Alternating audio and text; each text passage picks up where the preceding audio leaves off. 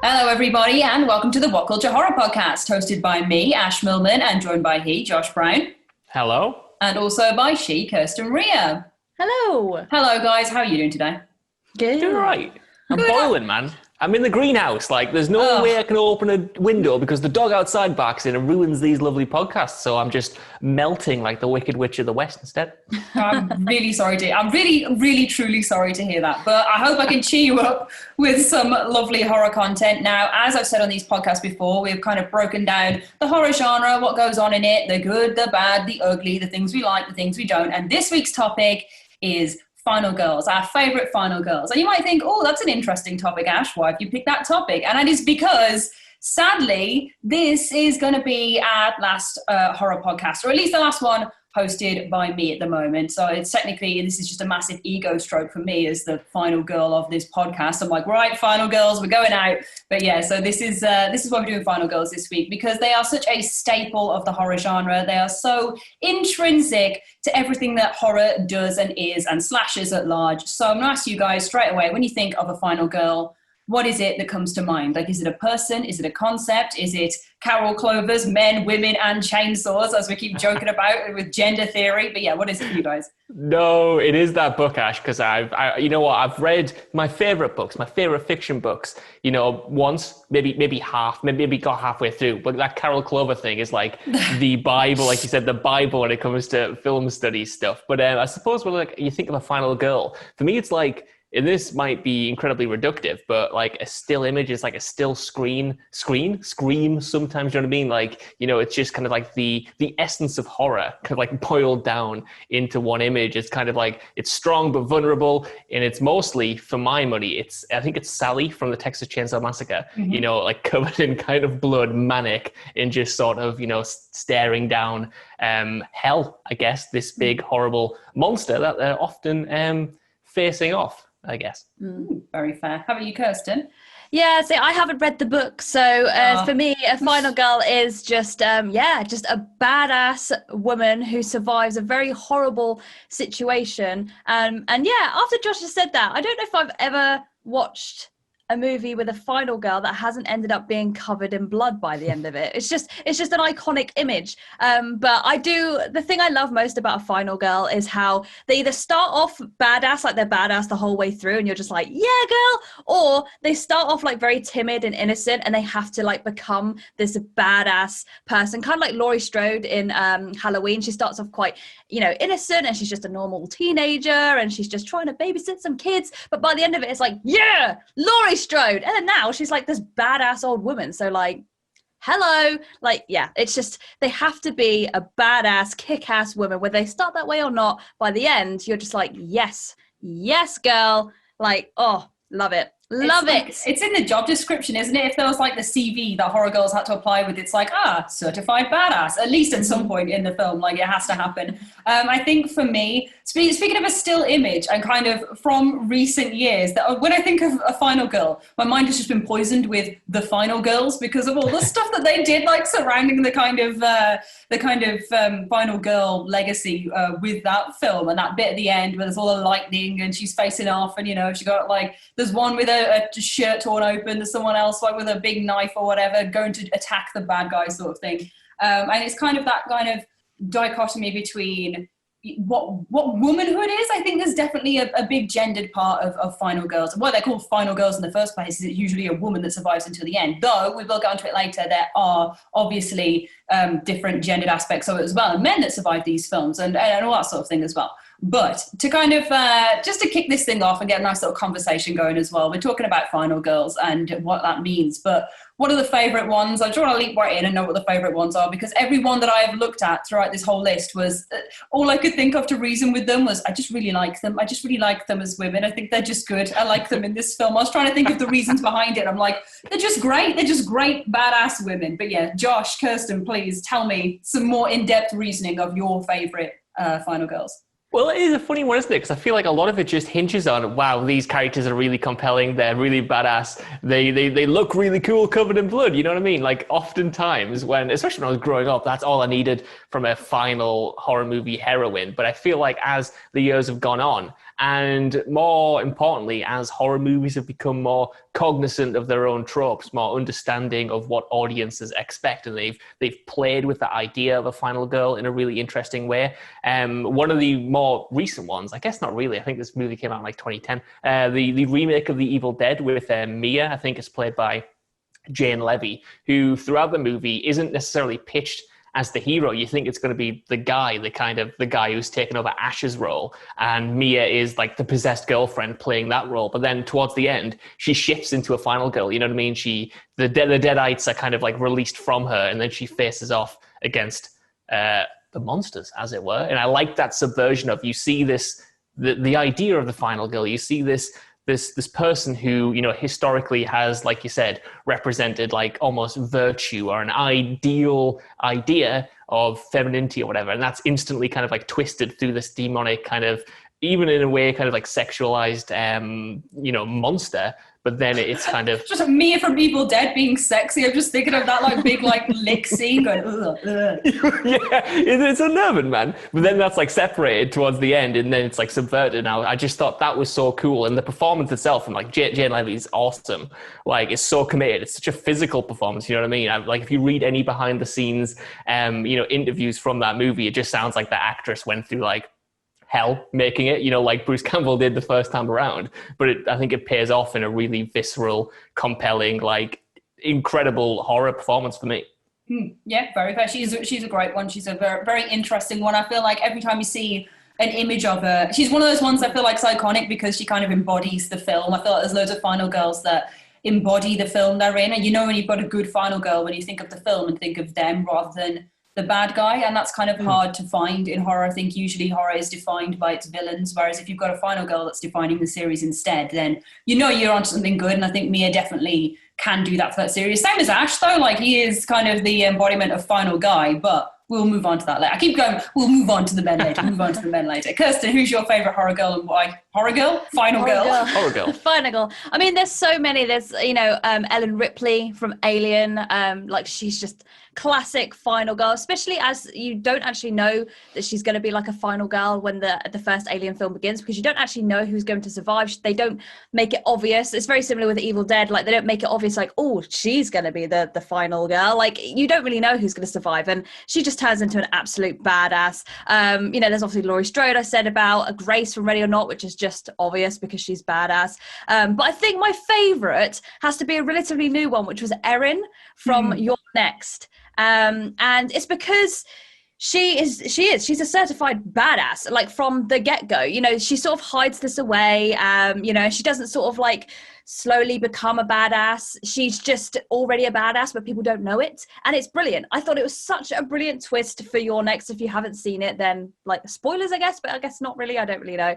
But basically, she was like trained to survive these situations, I guess, by her father, and she's just awesome. She's just so clever the way she does things. Like, she just knows how to handle situations, and she sets like these traps and things.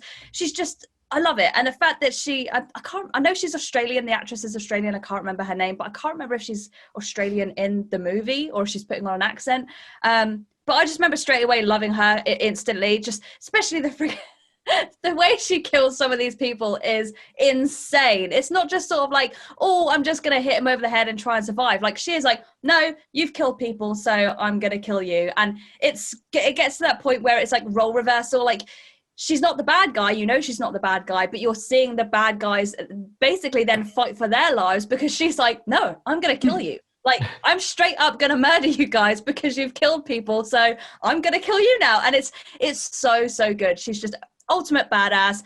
Like, the fact that the whole time she just knew how to do these things, and people are just like, huh? How do you know? She's like, oh yeah, my dad trained me for like the zombie apocalypse or whatever, so I'm just trained for this sort of stuff. Like, I could kick ass since I was 6. It's like, yeah, hell yeah. Why hasn't this been done before? Like, just straight up make them like super awesome from the get-go, instead of being like, oh, well, maybe I can sort of do this. Maybe this will work. She's like, no, this is going to work because I'm awesome. Like, yeah, she's badass. Love it. The favourite ones are definitely the ones that kind of subvert the classic final girl of being like, oh, she's virtuous or virginal and therefore is allowed to survive to the end by moral superiority. Just having one that's like, actually, I know how to wield some weapons and I am going to stick you in a blender or whatever. Like, she is great. Erin is fantastic. I think, in fact, actually, going on from that, one of my very favourite ones was a very recent one in The Hunt, which was Crystal. And that obviously does the whole switch and bait at the beginning where it's like, oh, who's the protagonist? We don't know because everyone's dying and getting blown up, because the whole film is about like the human game where, you know, you hunt humans for fun. That classic chestnut that's in every horror film. And you don't get onto Crystal until quite late in the game, and she appears like kind of nervous and untrusting and goes to this petrol station to talk to two people who have already been proved to be like on the hunting human game sort of side. And she goes over there and manages to flip the whole situation around by knowing the price of cigarettes in Arkansas and it not matching up to the state that they're claiming they're in, because they've kidnapped them and taken them to like Croatia, I think. And then she flips the shotgun around. You're like, oh, okay, she knows exactly what to do in this whole situation. And goes outside, finds all the booby traps, sits down, teaches this guy who comes along what to do and how to do it, and absolutely just rips and tears her way throughout this whole movie. She is like a force of nature. And when she gets to the end, I'm not going to spoil it. I'm not going to spoil it at the end. But when she gets to the end, it's an interesting revelation that comes with her character and kind of why this is all there, and it's kind of this reasoning behind it. There doesn't have to be. She could just be really badass and good at everything she does, but there is reasoning behind it. And she just plays this like stoic, like hero character the whole way through, and like is well deserving of the final girl role throughout. But yeah, Crystal, absolutely. I feel like her and Erin would get on so well. Like they would just be buds. Best buds.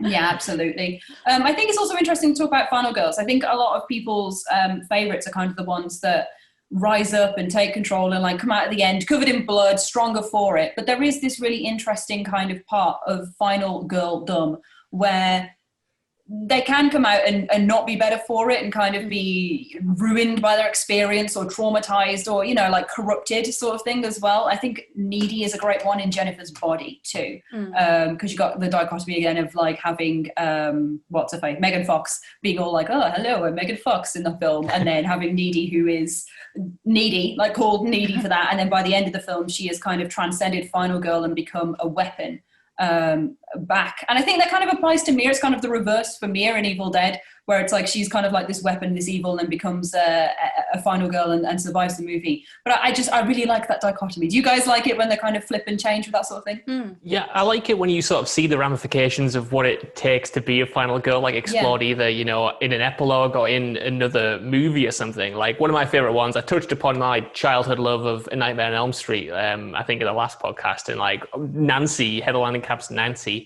in that series was like probably my first introduction to what a final girl is, I suppose. And I think in the first movie, she hits all of the bases of like that iconic kind of, you know, what a final girl is. Like she, more than the other characters, embodies that kind of virtuous nature that allows all of these women in these horror movies to, you know, kind of win out in the end by sheer moral virtue, I suppose. But when she returns in Nightmare on Elm Street 3, and then later on New Nightmare, which is a completely different version of Heather Langenkamp playing herself, who played that character, like it's cool to see how you know the directors kind of explored the effects of this trauma on that character, and then also the effects of playing that trauma on screen on the actress herself in like that New Nightmare movie. I just thought that was such a fascinating way to kind of spin out the mythology from the final girl. Like you mentioned before, Ash, like when it comes to horror movies, you know what I mean? Like these final survivors are often as iconic as the monsters, you know what I mean? Like, you know their names, you know Laurie Strode,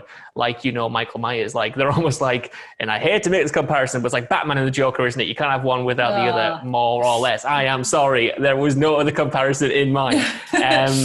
And I love watching them kind of like transform when they're brought back, when they're interrogated, when they're kind of fleshed out to be more than an archetype, I guess, because we all know the archetypes. We all know anyone can kind of fill that role, but you need personality to kind of be memorable, to be resonant, to kind of stand the test of time and ultimately evolve. Because we've talked so many times on these podcasts about horror movies becoming formulaic, and while there can be a certain fun to that. I feel like the most resonant ones, the ones that really change you or change your perspective on horror, are the ones that evolve. So to see a final girl like Nancy, you know, grow from her initial role as a final girl is something that always fascinates me, I suppose, about how the horror movies kind of tell a coherent story, even though you often have a completely different set of characters.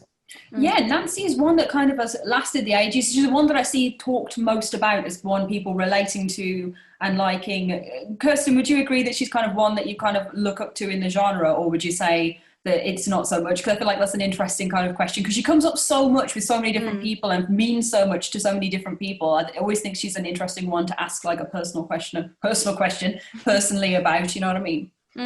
Yeah, I mean, it's difficult because I wasn't really much of a nightmare person growing up, just because it was one of the films that my mom didn't let me watch. Yeah. So I only just started watching them as I got older. So I haven't actually got that far yet. But yeah, Nancy, I think the thing is with Final Girls is they are so distinct. You know, it's one of those things that if you dressed up as like a final girl for Halloween, people would straight away know, oh, you're Nancy. Oh, you're Laurie. Oh, you're Grace from Ready or Not. Like, they have to have this distinct look about them. And yeah, I mean, like I said, I haven't followed Nancy's sort of journey like the whole way yet, but she is still very distinct. And yeah, going from sort of being this very innocent young girl to basically being able to bamboozle Freddie is just like yeah, like how can someone so young be able to do that? And it's just, yeah, she's an interesting one. I wish I did kind of watch the rest of them now just to see how much she does grow as a character. But even within, you know, that first film, just seeing how she goes from being quite a tiny, innocent, like I said, young girl to by the end of it being like, yeah, just quite a badass. You know, the fact that she is able to lay like booby traps, and she's, you know, she knows how to sort of get out of these situations. It's very clever for someone who's supposed to be like, what, 16 or something? She's like in school. So yeah, she's definitely one of my personal favorites, but I feel like I do need to watch the newer ones now to see how much she grows and changes, because I don't know. Well, Nancy's a gem.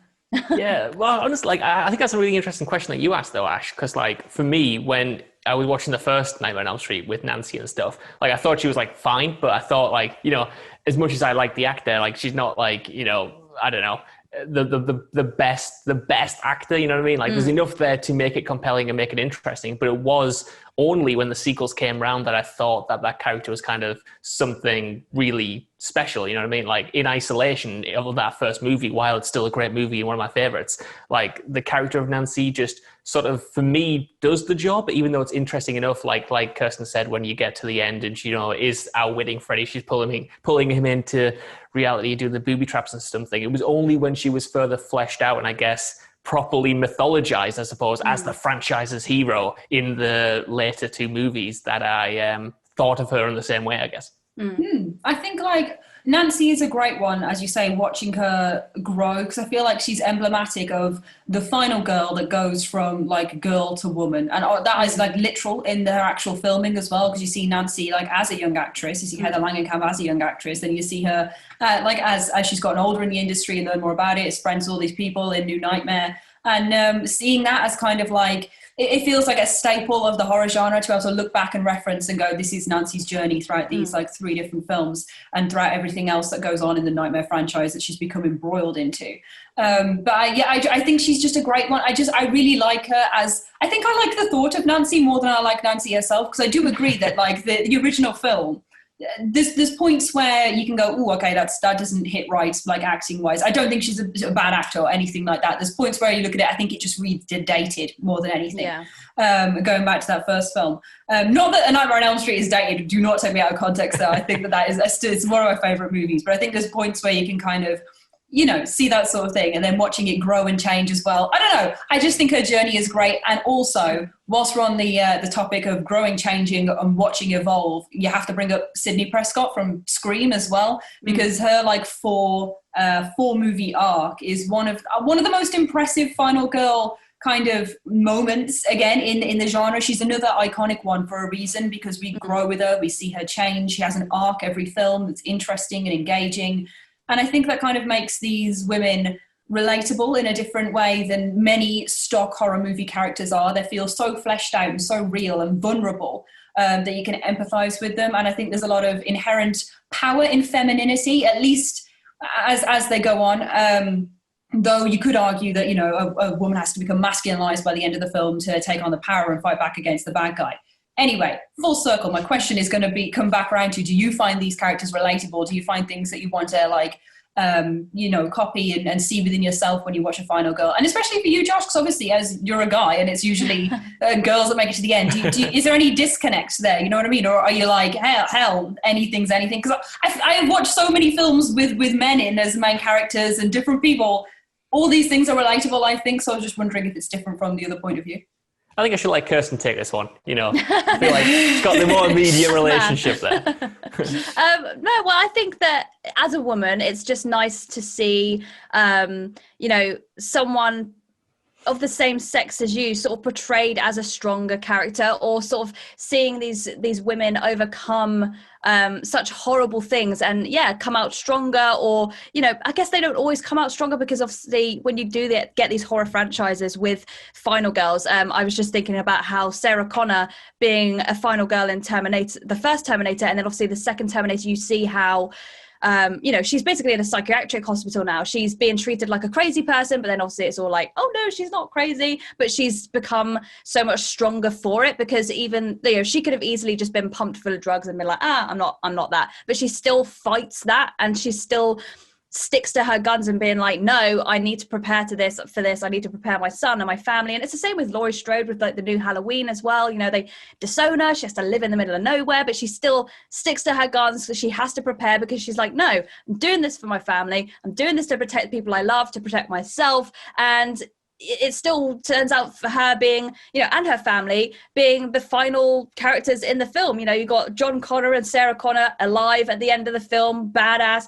Laurie Strode, the Strodes being alive at the end. You know, it's nice to see that, to sort of see, especially when they do make them very frigid and you know, weak, I guess, at the beginning, because that's how a lot of women are portrayed within movies, especially horror movies, and seeing them just become so much stronger by the end. It's sort of like, yeah, you know, I think it's that womanhood, you know, it's like girl power, like, yeah, girl, you know, I'm a woman. We're not weak. We're not fragile. We can be strong when we want to be. And especially, you know, being a mother myself, you know, seeing people, the amount of willpower and strength that some of these women can produce when it comes to protecting their family is, that sort of resonates with me. You know, especially watching the new Halloween with Laurie, it's sort of like, yeah, girl, like, do it. Like, I would be chopping people to pieces if it meant, you know, me having to save my daughter. Like, I would, you know, you do anything for them. So I don't know, maybe that's a woman thing, I don't know. I just feel like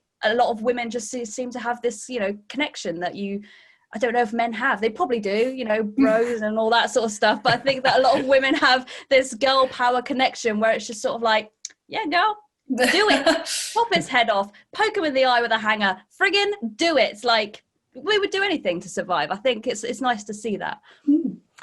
For me, obviously, there's a different lens of identification going on, but I think it's fascinating, especially early on. I think Sarah Connor there, Kirsten, is like a great example for, like, you know, when you have some of these final girls, you mentioned it there, actually, you know, in a lot of cases, classically, to overcome this evil or whatever, they would have to take on, you know, conventionally masculine traits. They would have to essentially kind of like sacrifice some of that femininity to eventually beat this monster or whatever. And I think you see that in kind of Sarah Connor in Terminator 2. Obviously, you know, that's a great female role and stuff, but I feel like if you look at it through the lens of that character, again, adopting these classically, conventionally, hegemonically masculine kind of assets, it's sort of like she takes on more and more of them as it goes on to survive. And I suppose, like, I wonder how much of that is to kind of appeal to a more, I guess, masculine audience or something. Because when I was growing up, obviously, you know, I'm much more critical about it now, but when I was growing up, took all of those masculine ideals as sort of face value, you know what I mean? Like sport, you know, being the protector, whatever. I mean, you wouldn't guess that to look at me now, but back then, very much entwined with how I sort of viewed the world and stuff. And that also bled into how I viewed these horror movies and how I viewed these characters, to, I guess, subconsciously, to see them adopt those kind of behaviors or those kind of styles that are so entrenched in the cinematic language of, you know, characters and gender and identity and stuff probably did help kind of build those associations with me. But then it's also been, you know, incredibly refreshing now to see those torn down. Like now I am more critical. Now I know more. Now that I've got over that initial hump of identification, I don't just identify with, you know, people who I see as kind of ideals of masculinity because that's what I want to aspire to.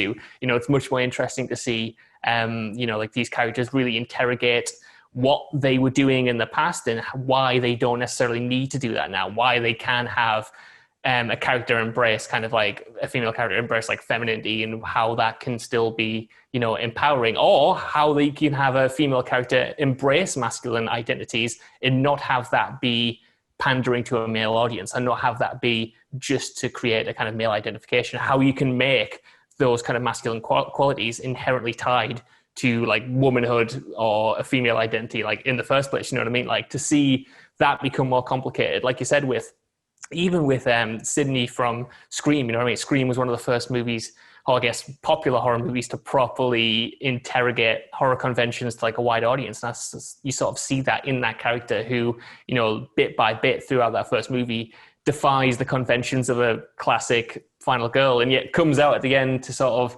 tell the tale. So I don't know if that's answered any question, but that has been my long-winded sort of exploration of my identification with final girls, I suppose. No, I think that's fair. I think at the end of the day, if they're characterized properly, they're people and anyone can relate to them. And that's what the point of this film, these sort of films are. And there's a point where you go past like classically masculine traits and just hit like animalistic nature. Like at the end of these films, I think Samara Weaving is like a perfect example as Grace in Ready or Not. When she gets to the end, it's not her taking on, it's not her stripping herself of her femininity by like mucking up a wedding dress or anything. It is her hitting straight primal rage and screaming like an animal at the end of the film. Like the screams that lady can conjure are just incredible. I think that's what I like to see in a final girl. I like to see all of the lines blurred and bent and subverted. And I think I'm much more drawn to representations that do something interesting with the trope, whether it's like the classic badass all the way through, but who still has,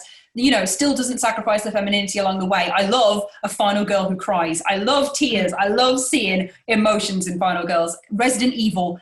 I know that's such a stupid example. In Resident Evil, Mila Jovovich cries during when like she loses a friend, and I was like, thank you. She's like a machine. She's like a programmed, you know, designed to survive these movies, shooting everyone down, coming through the end. But she cries, and she's okay with that, and she's emotional, and she has like hugs and bonds with people, and I just. That is what I want from my final girls, personally, what I like to see now. I think very much in the past, like I very much valued, someone's got to come to the end and be hard as hell, hard as nails. I want to see them absolutely tear things down and destroy everything. But now I'm like, I want a bit of nuance. And I think that kind of happens as you grow, doesn't it? Well, it's kind of like that thing of, you know, for a long time, the whole discourse, I guess, around movies in general was, we need more strong female characters. And everyone just took that to be, they literally need to be strong. You know what I mean? There was no kind of like concessions for like emotional depth and nuance, whatever like that, or whatever like that. And it's funny you should mention Resident Evil, Ash, because also having watched them through recently, I thought in the first one especially, that was like so kind of like surprising and so kind of like strangely emotionally affecting, because, you know, as Alice goes on to those movies, in parts like she kind of becomes more of this emotionless built to kill killing machine. But in that first one, she's more human, and I think she's better for it because you get much more of her character in those moments of vulnerability while she's also kicking dogs in the face. You can have both, you know what I mean? They don't got to be mutually exclusive. You can have both. Yeah, I think like, you know, there's something, you know, nice about getting to the end of like a, you know, a horror film and having the final girl deliver like an epic one-liner or something. But I agree with you, Ash, like there's just something so nice about, I think it depends on what they've gone through, and I guess it depends on what sort of film it is. Like Ready or Not is a kind of like a dark comedy, so you can kind of understand how, you know, they've got a mixture of both. You know, you can see her emotion there, her fear, her anger, but then the fact that she just kind of comes out, lights a cigarette, and she's like, well, that just happened. Like, it's so nice to have both. It's, you know, like Josh said, you can have both. You can have your one-liner, you can have your emotion, you can have your, oh, well, I guess this is happening sort of situation. But no, I like both. I like the one-liners, and I do like sort of seeing, just that, you know, them come through and be so strong-willed. And I think, like I said, it depends on the situation. If they're in sort of like a hostage situation or something, and they're having to use all their, you know, mental willpower to get through, and then they finally do it, just seeing that sort of release, I guess, of, oh, I'm alive, I did it. And just like, you know, imagining how amazing that must feel, and just the relief of, I am alive and I overcame this horrible situation. You know, you would cry. You know, how could you not? You know, you're going to cry, you're going to scream. And it's just, I think it makes them so much more real, and it makes you connect with that character just so much more as a physical, real person. But yeah, I think it completely depends on the film. I think there's nothing wrong with, if you do have a dark comedy or a horror comedy, having that one-liner of like, well, you know, like, can I ask you a question or something? Sort of like, yeah. And you know, especially when they're setting it up for like another movie, you know, a big old movie franchise, like that's always awesome. But yeah, I like a bit of both. Both. Oh, I think there's definitely something to be said for not undermining the badasses, because they're just satisfying to see. Having a character that fills a horror movie trope and does it well and entertaining is definitely great still, absolutely. If we're just interrogating Final Girls as a whole, I think that, Nuance is great, and kind of challenging the conceptions of what one is now is super duper interesting. And I think that kind of rolls on, you know, the men, I said we'd get to them. Do you like, how do you feel about having like male Final Girls and subverting the expectations that way, and having like these male figures that kind of take on the role of a Final Girl, and then it's maybe masculinity subverted to femininity, to be like, you know what I mean? It plays with all the gender conventions again. How do you feel about having like male Final Girls, Final Guys? Final Guys. I couldn't think of any, actually, off the top of my head. The ones that I initially thought of, like men who are in that kind of like final girl role, like I don't think of them in the same way, because I feel like they're still treated slightly differently. Like we mentioned Ash from Evil Dead earlier, and I feel like even though like he is kind of like humiliated and kind of like put through the ringer in the second movie, especially, like even his story arc ends with him becoming like this hero, this like chosen one, you know what I mean? Like stretching his shirt open, being like, ha, huzzah. And I do think that's quite, you know, self-reflective in a lot of ways, considering just how much crap he's been through, how inept he is in a lot of ways, to be this kind of, you know, symbol of masculinity, you know what I mean? Like the woman around his leg, the shotgun in his arm and stuff. And that is purposefully dumb, but he still gets to be that role. He still gets to be that role, no matter how kind of like inept or silly or daft he is. And I think that's like perhaps the difference, especially with like a classic Final Girl. A Final Girl will perhaps, you know, get to the end and survive and then be traumatized for the rest of her life. Ash Williams, on the other hand, can be traumatized, go through it, and then be the gun-toting, you know, badass that he is, and be the true hero of the day. So I'm not sure. I would like to have more examples, I guess. Oh, I've got a few to hand if you want some right now, because I did a little bit of research, had a little look around, but kind of just men that survived the film and kind of the focus of it. I don't know if they fill the Final Girl tropes specifically, like absolutely to a T, but the kind of the iconic ones that I found was kind of Casey from The Faculty, a little bit of Frodo. A Nightmare on Elm Street 2 with Jesse, one of your faves, Josh, but I think that he kind of fills that role. And you got Paxton from Hostel.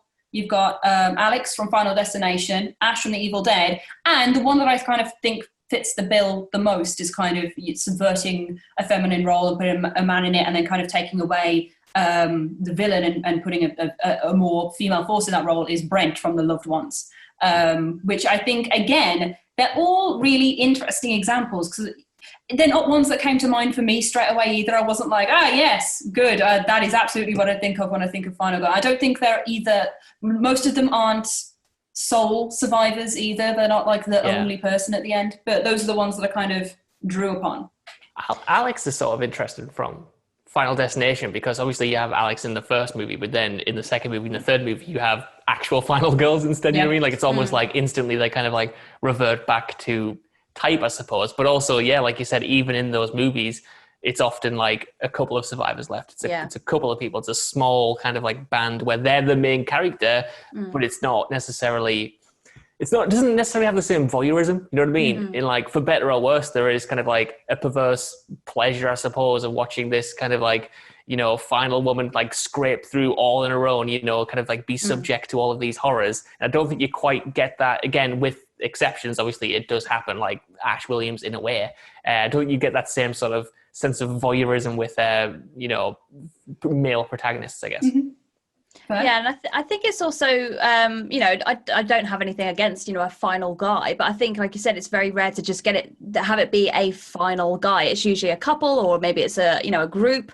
And I feel as well, like Josh was saying, you don't sort of get that same sort of satisfaction when it's just kind of like a very normal white man just like surviving, you know, another normal white man. It's sort of like it's just, you know, you're quite evenly matched. I think that's what's, you know, so satisfying about a final girl is that, you know, stereotypically a woman is weaker than the, you know, the man that they're having to take on. So to see them actually, you know, conquer that person, it's like, oh, you know, she did it, she's stronger. But you know, you want to see them sort of overcome something. And I don't know if this sort of counts, but the only person that I could really think of, which I still don't even think counts as a final guy, is the main character, which I cannot remember the name of, in Get Out. And I think obviously the fact that he's having to overcome, you know, being a black man, you know, he's being targeted because he is a black man and they consider them, you know, the stronger race, but it's still the fact that they are singling him out as a person because of his race.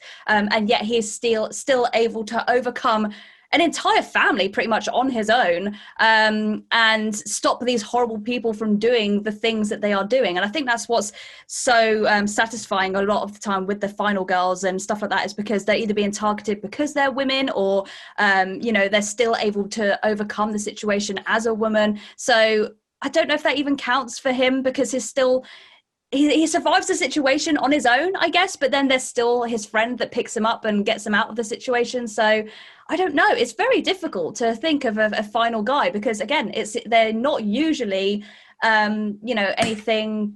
They don't really feel like they're having to overcome much apart from just trying to survive. And a lot of the time, it's not even them on their own anyway. It's, you know, there's another guy. You got Deep Blue Sea. It's, you know, is it L Cool J? Is it L Cool J?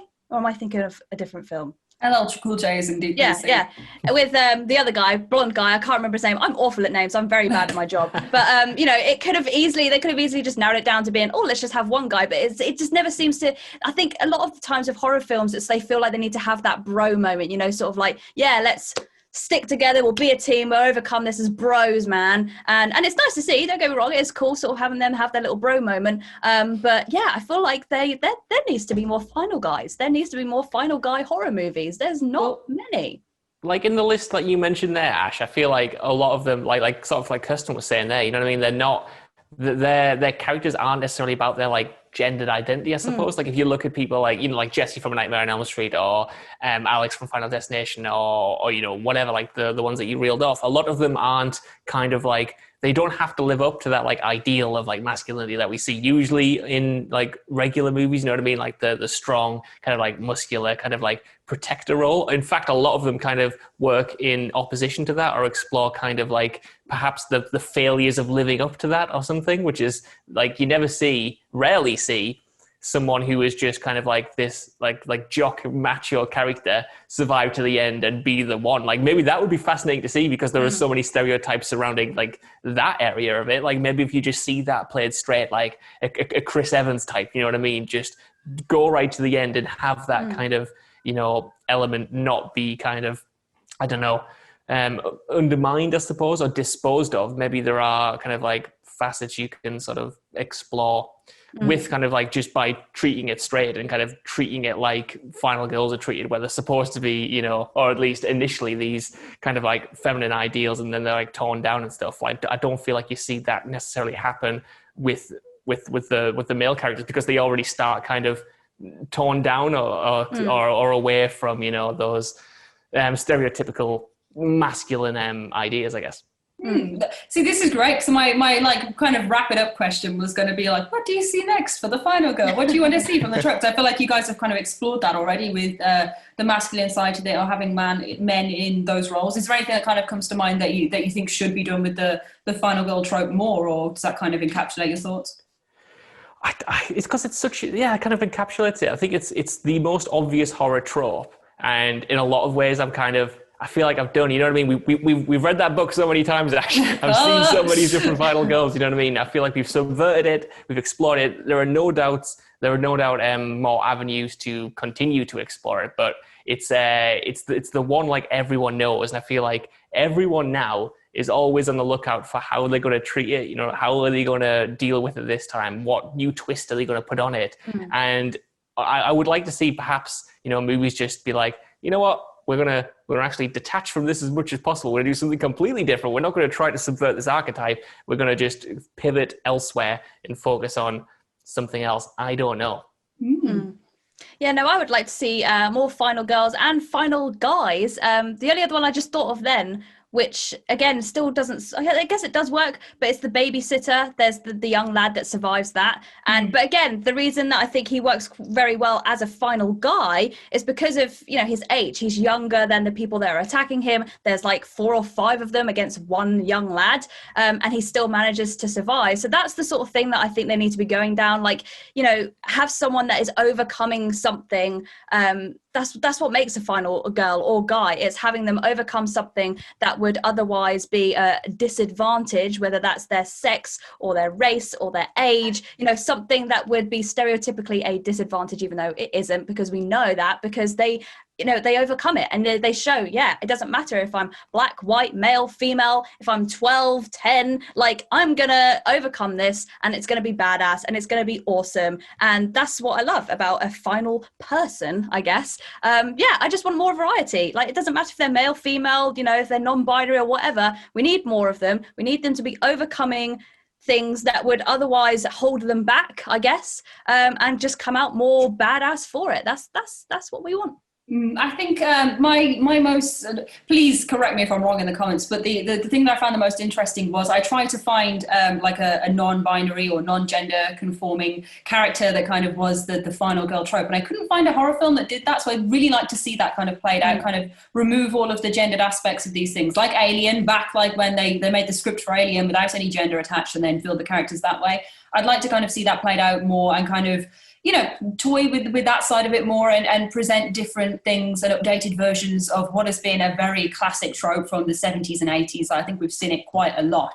And I guess that's more subversion and more using the trope and all that sort of thing. But if they want to move away from it, that's also fine as well. I'm just interested to see what kind of the horror genre does next in general. But that would be my personal suggestion. But yeah, we have talked about this for longer than normal, so I'm going to wrap it up now and say this is the end of the podcast. This is the final podcast, the final girl. I don't know. It's the end. It's the end of it's the final bit of the final girl final podcast that I am hosting. It has been wonderful doing all these horror videos and doing these horror podcasts, and wonderful talking with you both the whole time. I have absolutely loved doing these. So thank you so much for doing them. Thank you so much for watching them. To everyone who is hopefully watching as well.